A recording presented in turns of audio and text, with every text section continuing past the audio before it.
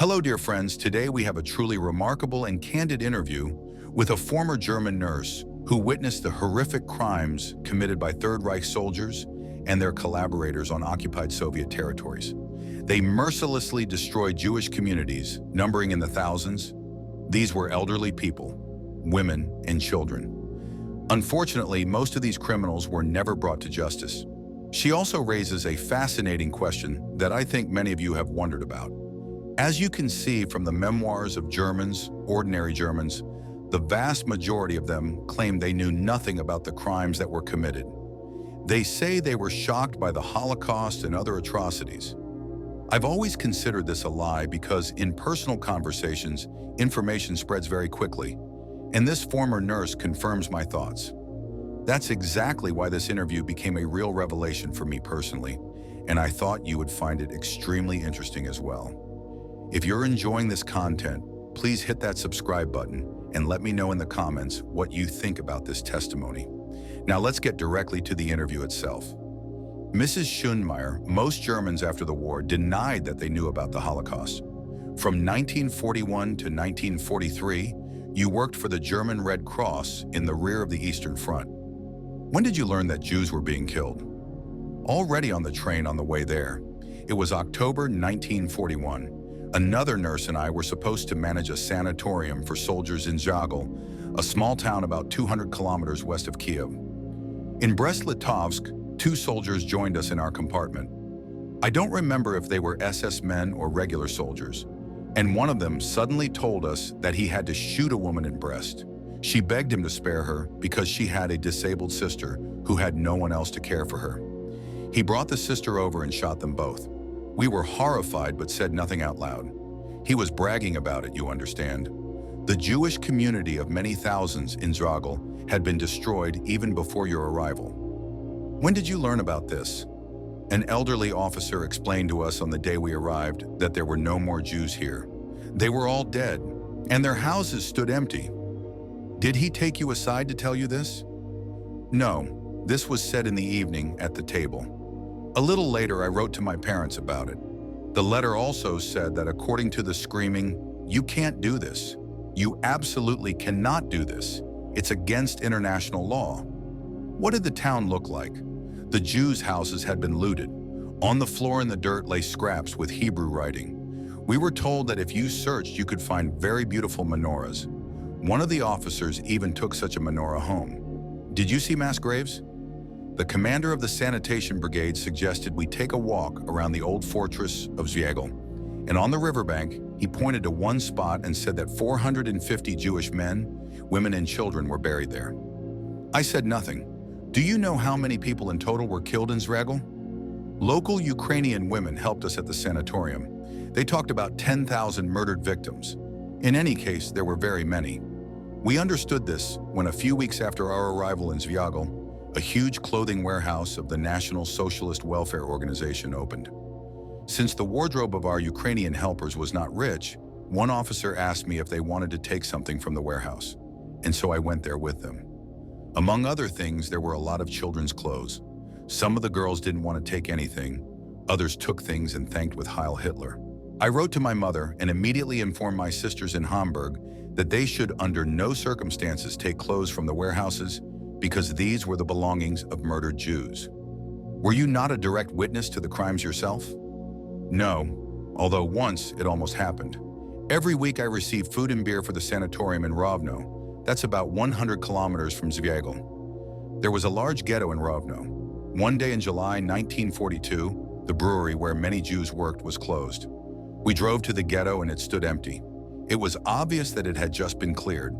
We saw people in German uniforms herding women and children who had apparently been hiding somewhere into a pile. I assumed they were shot afterwards. I burst into tears and drove back to Zwiegel, regretting that I couldn't go straight home right then. In Rovno, people were killed by the thousands in several operations. Do you know the details about this? In Rovno, I often went to the army headquarters for ration cards, and the soldiers talked so calmly there. I was interested in what this resettlement was. And did you find out that this was a euphemism concealing the murder of Jews? Yes, but I don't remember exactly how and when I figured it out. At headquarters, they explained it to me then. They said, so in the evening we're informed that in such and such a district the next day there will be resettlement, so there might be noise, but it's not our business. We must not interfere. Were these special units and police? They also came to your sanatorium? I don't know about that. They wore regular uniforms and behaved like ordinary soldiers. On November 5th, 1941, you wrote to your parents, "Father was right when he said that people without moral prejudices give off a special smell. I can now distinguish such people. Many of them smell of blood. Our whole world has turned into a slaughterhouse." Did it seem to you that you could recognize the murderers? Yes, it seemed that way to me. If a person controls the life and death of other people, he moves and behaves differently than others, showing that everything is in his hands. Did you avoid such people? I could choose who to communicate with.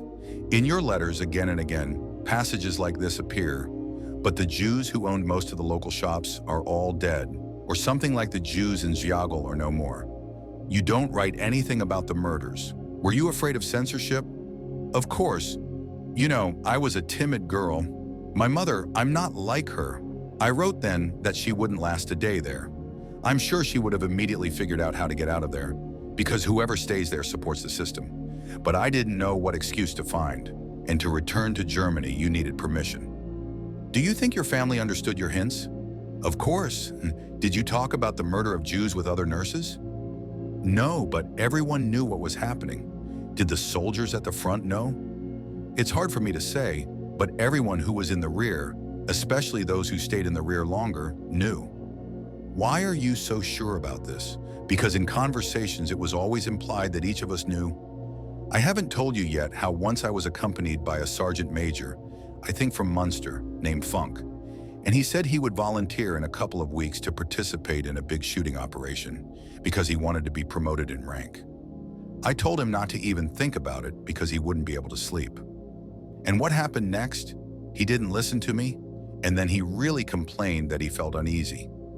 I warned you, I said. Why did he decide to confide in you? Conversations with soldiers often became personal.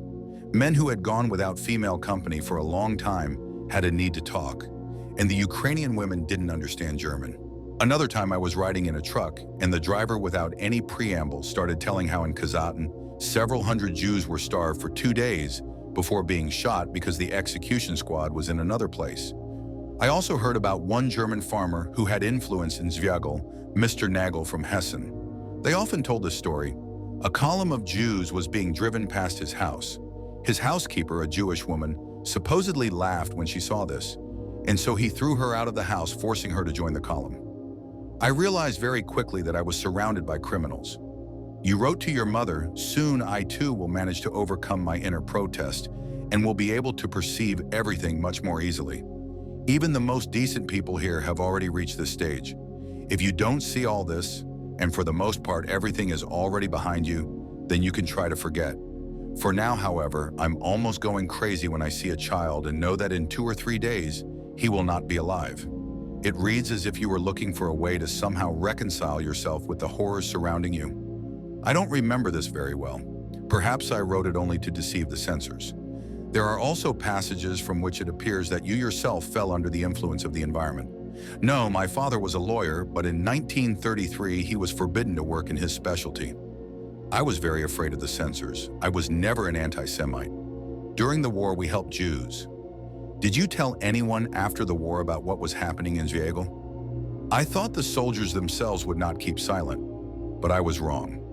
Back in 1945, a prosecutor in Munster, with whom I had done an internship 2 years earlier, and who by that time headed the local prosecutor's office, I asked him to open a case to begin collecting evidence, because then all the facts were at hand, which units and when were stationed in Zviagel. But he said, let the British deal with this. He was probably too cowardly.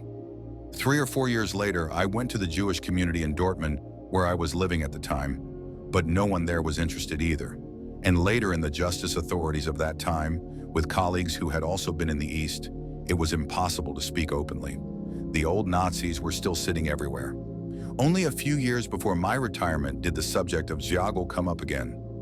I was a judge on social security issues and received in 1974 documents from a Volksdeutsche who wanted to count his service in the German police in Ziagel toward his pension. In 1941, he was part of what was called the Ukrainian police, and as I assumed, was involved in those very crimes. I wrote to him that I knew what happened in October 1941 in Ziagel, and that he should file a motion to recuse me for bias. He did so, and my colleague counted his police service toward his pension. Unfortunately, the law was on his side. Didn't you take this person to court? He was just a small cog, but I sent an inquiry about the events in Ziagel and gave testimony. Directly, I could only testify against Sergeant Major Funk, and he could not be found. That's all for today. Honestly, this interview really makes you think seriously. What do you think about this question? Do you believe that the majority of Germans did not know about the terrible crimes committed in the Soviet Union? Please share your thoughts in the comments below, and if you found this testimony valuable, don't forget to subscribe to the channel so you don't miss more historical accounts like this. See you next time.